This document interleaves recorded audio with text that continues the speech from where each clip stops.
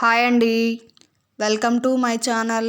ఈరోజు మనం మన వీడియోలో మిగిలిపోయిన దోసపిండితో పులిబొంగరాల్ని ఎలా తయారు చేయాలో చూద్దామా. ముందుగా నేను ఇక్కడ రుచికి సరిపడా ఉప్పు అలాగే కారాన్ని వేసుకుంటున్నాను. 1 టీ స్పూన్ అంతా శనగపిండిని వేసుకుంటున్నాను.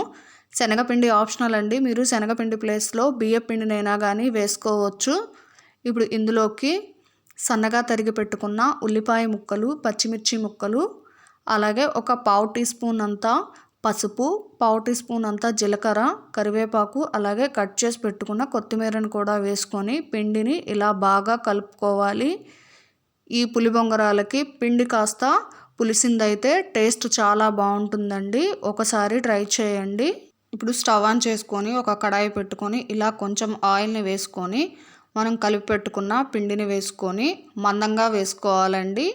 మూత పెట్టేసి కొంచెం కాలనిద్దాము. ఇప్పుడు ఒకసారి ఆయిల్ వేసుకుంటున్నాను. మూత పెట్టేసి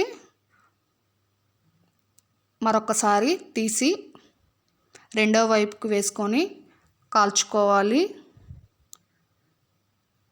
మన పులిబొంగరం రెడీ అయిపోయింది. అలాగే మిగిలిన పిండిని కూడా ఇలాగే వేసుకుందాము. ఎప్పుడూ తినే దోశలు కాకుండా ఇలా ఒకసారి మిగిలిపోయిన దోసపిండితో ఇలా పులిబొంగరాలు చేసుకోండి, చాలా బాగుంటుంది.